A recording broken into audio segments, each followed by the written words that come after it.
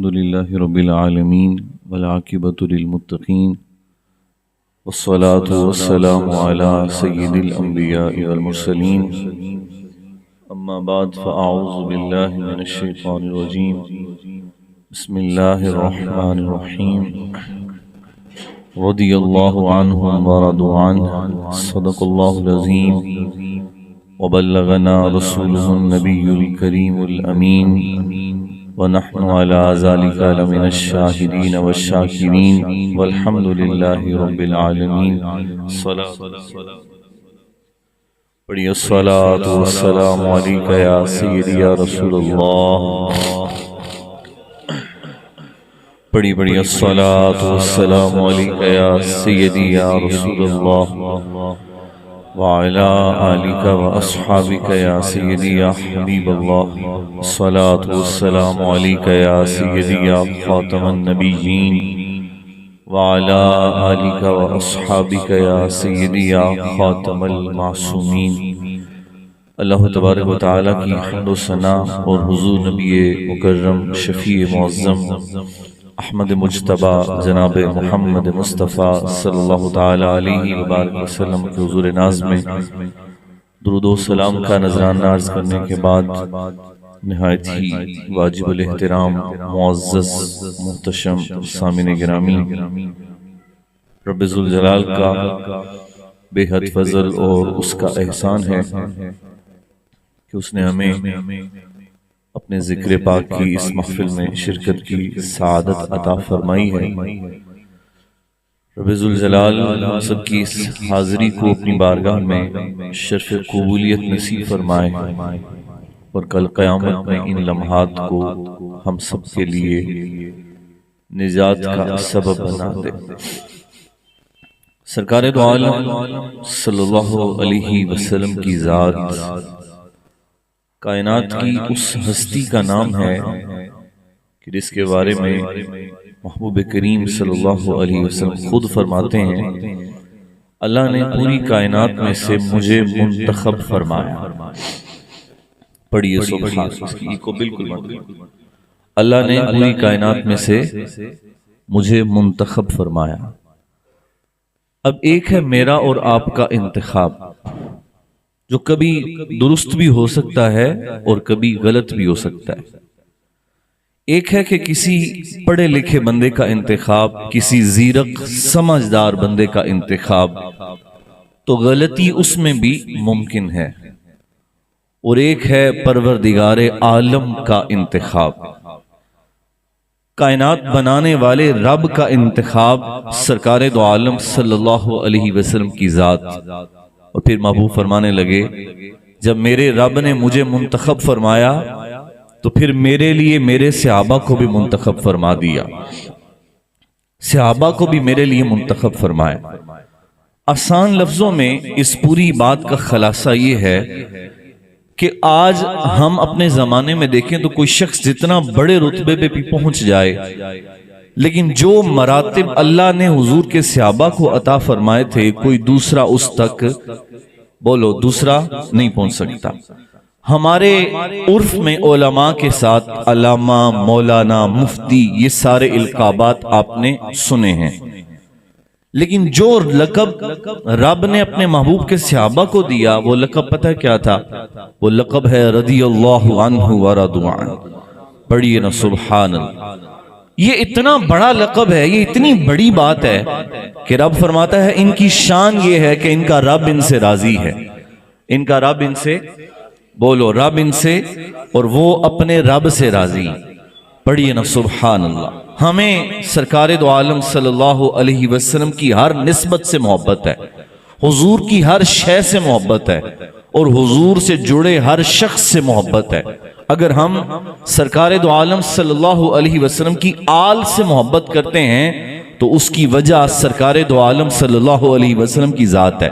अगर हम सरकार दो आलम सल्लल्लाहु अलैहि वसल्लम के सहाबा से इश्क करते हैं तो उसकी वजह कोई और नहीं बल्कि सरकार दो आलम बोलो ना यार, सरकार दो आलम सल्लल्लाहु अलैहि वसल्लम की जात है।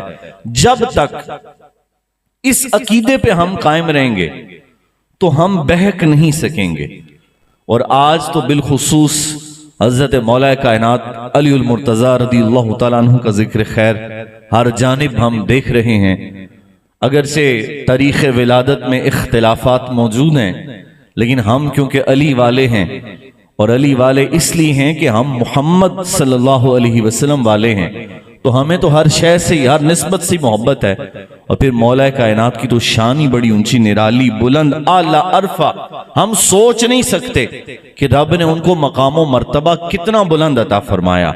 सिर्फ इतनी बात समझ लीजिए कि उस शख्स की क्या शान होगी कि जिसके बारे में सरकार अलैहिस्सलाम ये बात फरमाएं कि अली मेरा भाई है। बोलो ना यार, अली मेरा। जब वो मौका आया ना तो महबूब ने भाई भाई बना, फरमाया ये इसका भाई, ये इसका भाई, ये इसका भाई, तो सब भाई भाई बना दिए। तो आखिर में मौला कायनात रह गए। तो आप परेशान हुए और अर्ज की हुजूर मेरा भाई किसी को नहीं बनाया। तो फरमाया अली तू मेरा भाई नहीं बन जाता। कितनी बड़ी शान है जी, कोई आम सी बात है। आज मैं, आप मुझे भाई गए तो मैं खुश होता हूं, यार ये इस बंदे ने मुझे भाई कहा है। हालांकि हो सकता है हमारा भाई कहना सिर्फ अल्फाज की हद तक हो, लेकिन उस बंदे की क्या शान जिसको कायनात के महबूब, रब के महबूब खुद फरमाएं अली मेरा। बोलो ना यार, अली मेरा। तो फिर हुजूर ने यहां फरमाया अली मुझसे है, मैं अली से हूं। जी क्या बात है, क्या मकाम और मर्तबा है। लेकिन जरा थोड़ा सा पीछे से आते हैं बात को मजीद समझने के लिए। हजरत अली रज़ियल्लाहु तआला अन्हु की एक शान ये है कि आपकी तरबियत सरकार दो आलम सल्लल्लाहु अलैहि वसल्लम ने फरमाई। आपका बचपन सरकार दो आलम सल्लल्लाहु अलैहि वसल्लम के साथ गुजरा। ये तो हमारे उर्फ में भी बात समझी जाती है कि बंदे का जिसके साथ वक्त गुजरा हो ना, तो उसकी आदतें बंदे में, बोले नहीं, उसकी आदतें। आला हज़रत रहमतुल्लाह अलैह फरमाते थे कि अच्छे बंदे की सोहबत तुझे अच्छा कर देती है जी, और बुरे बंदे की सोहबत तुझे, और ये सरकार अलैहिस्सलाम की हदीस के भी अल्फाज हैं।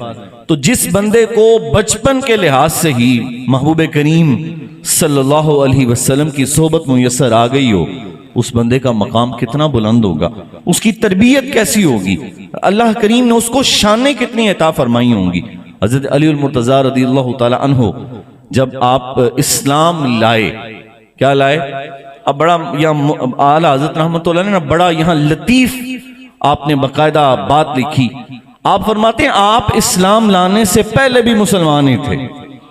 वाह वाह, क्या बात है। वो आपको पता है ना, कुछ लोगों को मुगालते लग गए। वो हमारा एक बहुत बड़ा बंदा था, तो वो मरते मरते कुछ साल कबल कह गया कि सरकार अलैहिस्सलाम को जो नबूवत थी वो 40 साल के बाद मिली थी, हैं जी। बस जहां किसी के मामलात खराबी की तरफ जाएं, तो कहा क्यों, तो कहा इसलिए अगर तुम 40 साल से पहले मानते हो तो फिर, या अगर तो तुम कहो ना जैसा हमारा ये अकीदा है कि सरकार दो आलम सल्लल्लाहु अलैहि वसल्लम इस कायनात में सबसे पहले तशरीफ लाए। कब? मियां साहब ने फरमाया था कुन फयकून ते कल दी गल ले। अब आपने मिलना शुरू होना है मेरे साथ, थोड़ा थोड़ा बात चलनी है। कुन फयकून बोले ना जी, कल दी गल असां अगे भी परीत लाई, तू मैं हर्फ निशान ना आहा जद दिती मीम गवाही। फरमाया कुन फयकून कल की बात है, मेरे महबूब इससे भी पहले। तो सहाबा ने पूछ ही लिया, या रसूलुल्लाह सल्लल्लाहु अलैहि वसल्लम मता वजबत लकन नबुव्वा, महबूब आप फरमाइए ना अल्लाह ने आपको नबूवत कब अता फरमाई थी। पढ़िए ना सुभान अल्लाह, अल्लाह ने नबूवत आपको कब अता फरमाई थी। तो महबूब ने जो जवाब दिया, वो जवाब इतना सोना है कि एक लाइन है लेकिन बात पूरी बयान हो गई। फरमाया कुन्तु नबिय्या, बोलो ना यार, कुन्तु नबिय्या व आदम बैन तीन वल मा। फरमाया मैं तब भी नबी था। क्या? तब भी। अब इस कुन्तु पे बहस हो ना, सिर्फ इस एक कुन्तु के लफ्ज पे, तो यकीन जानिए वक्त हमारा मुख्तसर हो जाए कि इस कुन्तु में कितनी लताफत है। फरमाया मैं तब भी नबी था। कब? जब अभी आदम मट्टी और पानी के दरमियान में थे। आए है, अभी आदम मट्टी और पानी के आदम प्यारा थे, कल बने हैं जी। हुजूर तब भी नबी थे। अब यहां बात समझिए, तो लोगों ने कहा नहीं 40 साल के बाद। तो आला रहमतुल्लाह ने लिखा कि हुजूर की बात तो हुजूर की बात है, यहां तो हज़रत अली की ये शान है कि जब इस्लाम लाए तो इस्लाम लाने से पहले भी इस्लाम वाले ही थे। पढ़िए ना सुभान अल्लाह, इस्लाम लाने से पहले। और इस्लाम जब आपका कबूल है, जब आप उसको इजहार करते हैं तो अंदाज क्या है? आप फरमाते हैं मैंने देखा कि सरकार दो आलम सल्लल्लाहु अलैहि वसल्लम और हुजूर की जोजा हजरत खुदैजतुल कुबरा रदियल्लाहु ताला अन्हा, मैंने देखा ये घर में नमाज पढ़ा करते थे। यहां से उलमा इस्तिदलाल करते हैं कि घर में नमाज, चलिए अल्लाह खैर करे, थोड़ा थोड़ा बोलना शुरू किया करें ना जी। हैं जी, माशाल्लाह आप सारे ही बोलते हैं ना जी। अभी मैंने कुछ गलत बोला तो आपने बोलना कि ये क्या बोला, तो अगर मैं सही बोलूं तो मेरे साथ बोलें, मजा आ जाए। हैं जी, मैं कम महफिल पे जाने का आदी हूं, लेकिन ये बड़ी इश्क वाली महफिल है। आज हमारी दूसरी हाजिरी है हाजी कबीर साहब के तवस्सुत से। अल्लाह हाजी साहब का उम्रा भी अपनी बारगाह में कबूल फरमाए और हमें भी इसकी सादत जल्द अता फरमाए। तो आप इश्क वाले बनने हैं तो जरा इश्क वाले अंदाज में बात को चलाते हैं। तो मैं अर्ज कर रहा था, आपने फरमाया कि मैंने नमाज पढ़ते देखा, तो उलमा फरमाते हैं इस बात से बात समझ आती है कि छोटे बच्चे अपने वालिदैन को जो करता देखें उनमें वो आदत पैदा हो जाती है। आपने नहीं देखा, पान खाने वाले का बेटा भी पान खाने पे लग जाता है, सिगरेट पीने वाले का बेटा सिगरेट पीता है, तो नमाज पढ़ने वाले का बच्चा नमाज क्यों नहीं पढ़ेगा? तो इसकी पक्की बात है कि अगर बाप और मां नमाजी हो तो बच्चों को कहने की जरूरत नहीं पड़ती, बल्कि बच्चे उसी राह पे कायम हो जाते हैं। तो हज़रत अली उल मुर्तज़ा रज़ियल्लाहु तआला इस अंदाज में सरकार दो आलम सल्लल्लाहु अलैहि वसल्लम के साथ शामिल होते हैं और अपने तरबियत हुजूर के साथ इख्तियार की, साथ ही रहे।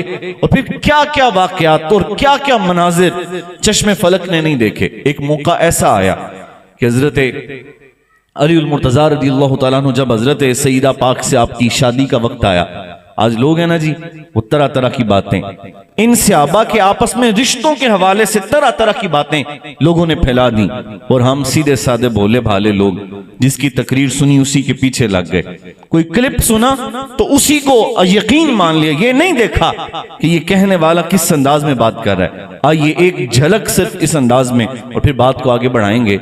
हजरत अली उल मुर्तज़ा रज़ियल्लाहु तआला अन्हु ने पैगाम निकाह भिजवाना था सरकार दो आलम सल्लल्लाहु अलैहि वसल्लम के घर में। बोलो ना जी, किसके? पैगाम निकाह भिजवाना था हजरत सईदा पाक के लिए। तो आप परेशान थे कि कुछ है तो मतलब है नहीं पास, लेकिन सहाबा की पे भी कुर्बान जाइए। हजरत सईदना अबू बकर सिद्दीक रज़ियल्लाहु तआला अन्हु आए, उम्र फारूक उस्मान गनी आए और फरमाया आप बिस्मिल्लाह तो करें। नहीं, आप आगे तो बढ़े ना, आप बाकी अल्लाह भी फजल फरमा देगा। आप चले गए हुजूर की बारगाह में, जाके इजहार किया तो महबूब ने फरमाया कि तुम्हारे पास है क्या?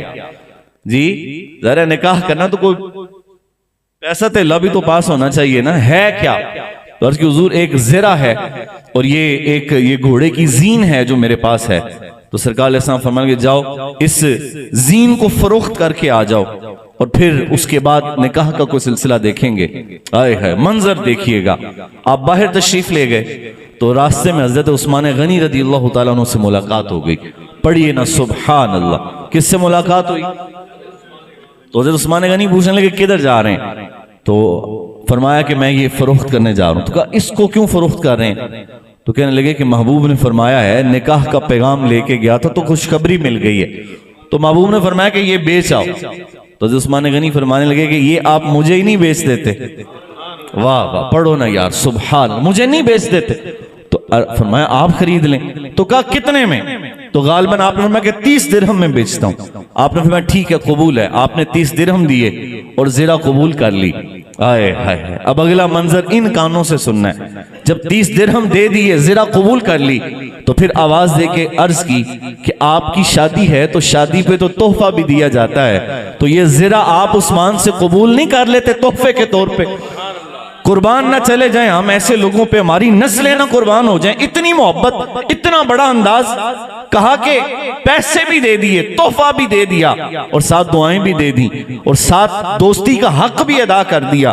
तो आज कोई काले कपड़े पहन के थर्ड क्लास बंदा आके इन लोगों, इन हस्तियों के बारे में बात करे तो हम कहेंगे नहीं, तेरी बात हम नहीं सुनेंगे, हम बात वही सुनेंगे जो हजरत अली उल मुर्तज़ा खुद फरमा के गए, खुद उसका इजहार करके गए और इन दोस्तों ने दोस्ती को निभा के दिखा दिया। क्या अंदाज है। और फिर तमाम सहाबा, ये नहीं कि एक सहाबी, हजरत अबू बकर सिद्दीक रज़ियल्लाहु तआला एक मौका पे ना आपके चेहरे की तरफ देख के मुस्कुरा पड़े। तो हज़रत अली फरमाने लगे कि आप क्यों मुस्कुराते हैं? तो फरमाने लगे कि मैंने सरकार दो आलम सल्लल्लाहु अलैहि वसल्लम का एक फरमान सुना है कि रब जन्नत में उसको दाखिला देगा जिसको अली मोहर लगा देगा। बोलो ना यार, अली आपको छोटी सी बात है, कितनी बड़ी बात है, लेकिन हजरत अली हैं। बोलो ना यार, हजरत अली हैं, इनका मकाम है। तो आप आगे से मुस्कुरा के फरमाने लगे कि मैंने मोहर उसी को लगानी है जो सिद्दीक़ अकबर से मोहब्बत करने वाला हो। जी पढ़ो ना यार सुबह। यानी फरमाने लगे ऐसे नहीं है कि सिर्फ अली से मोहब्बत खो और आपसे ना हो। तो मैं नहीं, अगर वो मुझसे मोहब्बत करने वाला है तो फिर उसको आपकी मोहब्बत भी जरूर इख्तियार करनी पड़ेगी, खाली मेरी मोहब्बत उसको जन्नत में नहीं ले जाएगी। ये आपने खुद इरशाद फरमा दिया। फिर वो आपने अक्सर उलमा से ये बात सुन रखी है कि जब हिजरत का मौका आया तो सरकार दो आलम सल्लल्लाहु अलैहि वसल्लम हजरत सिद्दीक़ अकबर रज़ियल्लाहु तआला अन्हु के साथ हिजरत कर गए और अपने बिस्तर पे किसको छोड़ के गए? सारे बोले, बड़ा नुक्ता समझाना आपको अगर समझ आ गई। हजरत अली रज़ियल्लाहु तआला को अपने बिस्तर मुबारक पे छोड़ गए और महबूब हिजरत करके तशरीफ ले गए। अब गौर कीजिए, ये सबसे बड़ा रिस्क था। आज जुबानी कलामी तो हम सारे एक दूसरे के दोस्त हैं, लेकिन जरा मुश्किल पड़ जाए तो फोन ही कोई नहीं उठाता। बोल लेना उठाते, कहना नंबर ही बांध सी, चार्जिंग खत्म हो गई। लेकिन यहां पक्का यकीन है कि रात को काफिर आएंगे, और वो भी काफिर भी कोई गैरतमंद लोग नहीं है। मेरे अजीज कहा करते थे कि अगर दुश्मन गैरतमंद हो ना तो बड़ा हौसला रहता है, लेकिन वो तो मुशरिकीन है, उनमें कौन सी गैरत? वो तो आएंगे तो देखेंगे नहीं। लेकिन आप इसके बावजूद हुजूर के बिस्तर पर सोए। बोलो ना, कहां सोए? अच्छा, किसी ने हजरत अली रज़ियल्लाहु तआला अन्हु से पूछा कि जिस रात आप हुजूर के बिस्तर पे सोए थे तो नींद कैसे आ गई थी? बोलो ना यार, नींद। अब सवाल ये है ना, ज़हन में बनता है कि बंदे को पता हो कि यहां आज हमला होना है, यहां आज रात को यलगार होगी, तो आपको तो यकीन था कि यलगार होगी, तो नींद कैसे आई? तो फरमाने लगे नींद आई ही उसी रात थी, जैसी उस रात नींद आई कभी आई नहीं। तो कहा ऐसी क्या बात है? तो फरमाने लगे मेरे महबूब फरमा के गए थे कि अली तुम सुबह उठोगे। बोलो यार, तुम सुबह उठना और अमानतें वापस करके। तो फरमाया हर रात पता नहीं होता सुबह उठना है कि नहीं उठना, लेकिन जब महबूब फरमा के गए थे तो अली को यकीन था कि अली उठेगा और सुबह फिर मदीना तैयबा में भी पहुंचेगा। कितनी बड़ी शान है, कितना बड़ा मकाम है और कितना यकीन है सरकार दो आलम सल्लल्लाहु अलैहि वसल्लम की जात के हवाले से कि हुजूर फरमा के जो गए थे तो हज़रत अली को यकीन था कि अब मामला ऐसे ही होगा। मदीना तैयबा का एक वाकया बड़ा मशहूर है। एक औरत सरकार दो आलम सल्लल्लाहु अलैहि वसल्लम के पास आई तो उसने हुजूर से कोई मामला किया। तो जाते हुए ना जब वो वापस जाने लगी तो रास्ते में हज़रत अली रज़ियल्लाहु तआला अन्हु ने उसको रोक लिया। फरमाने लगे महबूब से क्या बातें हुई?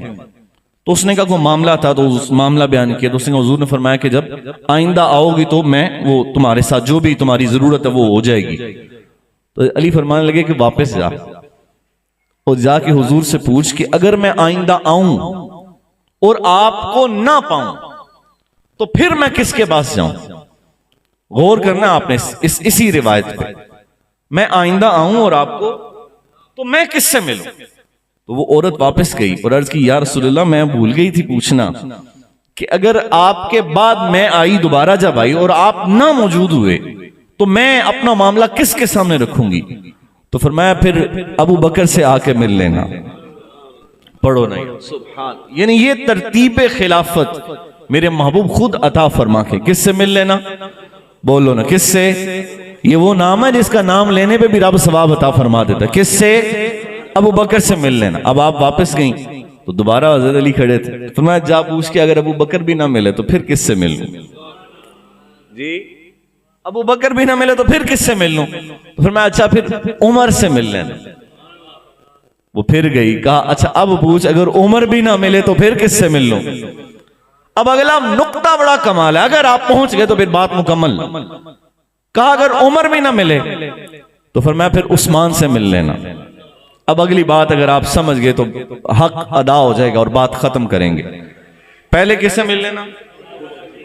ना मिले तो, और ना मिले तो।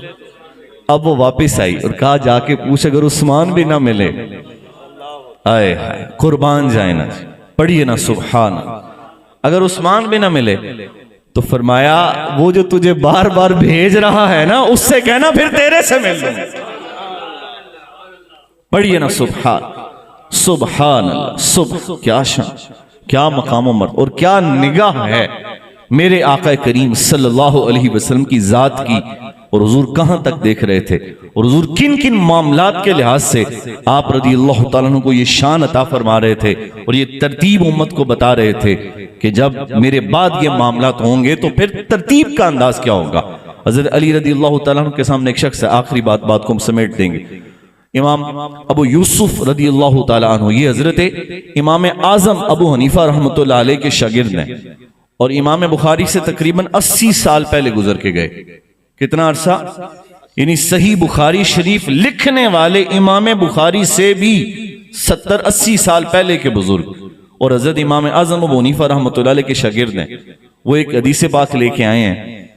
एक शख्स हजरत अली रज़ी अल्लाह तआला अन्हु के सामने आया, आपसे मुलाकात की तो कहने लगा मा रअयतु मिसलक। मजा लेना इस अरबी का भी मजा। उसने आके एक ही उसने कहा कि मैंने ना आज तक आप जैसा बंदा नहीं देखा। बोलो ना यार, मैंने, अब कोई बंदा आके मुझे कहे कि मैंने आप जैसा बंदा नहीं देखा तो मेरा क्या हाल होगा। बोलो, मैं तो खुशी से हो सके उसकी खिदमत भी थोड़ी सी कर दूं कि जी बड़ी तारीफ हो रही है मेरी, मेरे जैसा बंदा नहीं देखा। क्यों? हमारे अंदर नफ्स मौजूद है, हमारे अंदर रियाकारी मौजूद है, हमारे अंदर तमा लालच हर शय मौजूद है। लेकिन ये हजरत अली रज़ी अल्लाह तआला अन्हु की जात थी जिसको उस बंदे ने आके कहा कि मैंने, आप तो बोले ना मैंने आप जैसा बंदा नहीं देखा। तो अली रज़ी अल्लाह फरमाने लगे अराअयता रसूलुल्लाह सल्लल्लाहु अलैहि वसल्लम, मुझे ये जुमला कहने वाले, क्या तूने सरकारे दो आलम सल्लल्लाहु अलैहि वसल्लम को देखा है?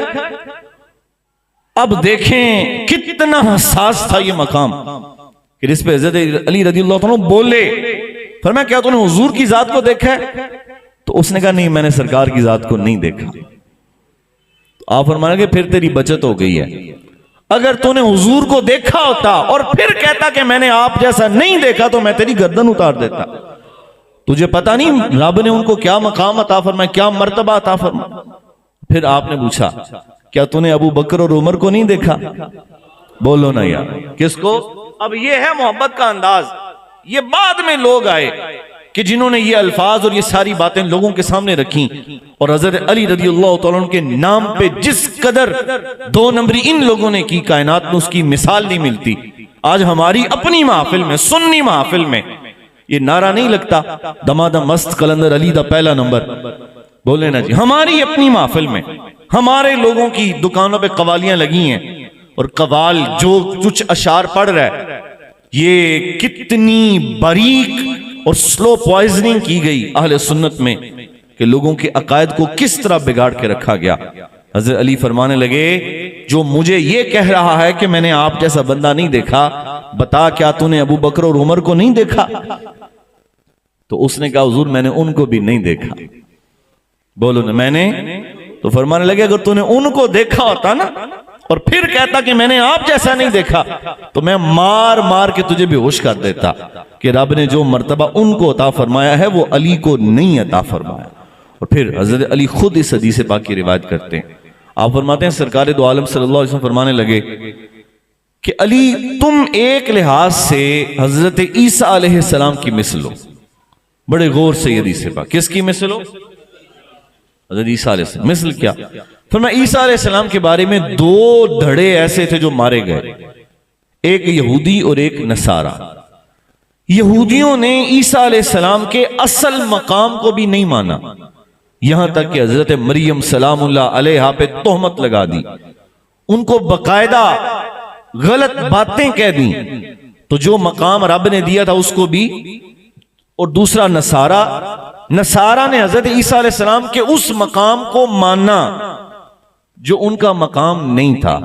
नसारा हजरत ईसा अलैहिस्सलाम को अल्लाह का बेटा करार देते, पता ना आपको इस बात। तो कहा 2 धड़े ईसा अलैहिस्सलाम की वजह से मारे गए। फरमाया अली इसी तरह 2 धड़े तेरी वजह से भी मारे जाएंगे। एक तो वो कि जो तेरे असली मकाम को भी नहीं मानेंगे, खारजी तबका, जिनके सामने हजरत अली का नाम लो तो उनके चेहरे पे ऐसे स्याही आ जाती है कि जैसे किसी ने गुफोतगी का पैगाम सुना दिया जी। ये मंजर हमने देखा है। आपने कभी उनके नाम से हजरत अली की शान नहीं सुनी होगी, हजरत अली का नाम नहीं सुना होगा। और एक आप हैं कि जब नाम में अली सुनते हैं तो झूम जाते हैं। पढ़िए ना सुभान अल्लाह। वजह क्या है? और दूसरा धड़ा हुजूर फरमाने लगे अली दूसरा धड़ा वो जिन्होंने तेरा वो मकाम माना जो रब ने नहीं दिया था। यानी आज भी उनकी किताबों में बात मौजूद है कि वहज फरिश्ते से लाने में गलती हो गई, लानी इस तरफ थी ले उधर गया, लेकिन फरमाया असल बच कौन सा तबका जाएगा जो हजरत अली के उस मकाम को मानेगा जो रब ने उनको अता फरमाया। और वो मकाम मानने वाले अल्लाह के फजल से अहले सुन्नत व जमात, वो मकाम मानने वाले हम हैं। हम कहते हैं कि अगर बंदा सारी जिंदगी अली अली भी करता रहे तो हजरत अली की शान का हक अदा फिर भी नहीं हो सकता। अगर बंदा उनसे मोहब्बत कायम कर ले तो रब बंदे को मर्तबे अता फरमा देता है। लेकिन इसका मतलब क्या है कि शानें वही जो रब ने उनको रब ने उनको अता फरमाई, जो तरतीब खिलाफत महबूब करीम सल्लल्लाहु अलैहि वसल्लम ने हमें दी, हम उसको मानते हैं। और फिर आसान सी बात यह है कि हजरत अली रदियल्लाहु ताला अन्हु खुद फरमाने लगे कि मैंने हजरत सिद्दीक़ अकबर रदियल्लाहु ताला के जमाने में फरमाने लगे मैं उनके हुक्म पे कोड़े भी लगाता रहा और मैं पहरे भी देता रहा, इसलिए कि ये वो बंदा है जिसको ये शाने मेरे महबूब ने अता फरमाई है, ये मर्तबा इनको सरकार ने अता फरमाया है। और फिर इस बात को मजीद समझने के लिए जब सरकार दो आलम सल्लल्लाहु अलैहि वसल्लम अलील हो गए, महबूब करीम सल्लल्लाहु अलैहि वसल्लम कुछ सेहत के मामलात में चले गए, तो नमाज का जब वक्त आया तो आपको पता है सरकार ने किसको मुसल्ले पे खड़ा किया? बोलो ना यार। तो फिर सहाबा खुद कहते थे जिनको महबूब ने हमारे दीनी मामलात में आगे खड़ा किया उनको हमने अपने दुनियावी मामलात में भी आगे खड़ा कर लिया। और हम हुजूर की इस बात को समझ गए जो हुजूर ने हमें इशारतन अता फरमाई थी। तो यकीन जानिए आज इस पुरफितन दौर में जिससे मैं और आप गुजर रहे हैं, बड़ा जरूरी हो गया है अपने अकायद की इस्लाह, अपने अकायद पे पहरा देना।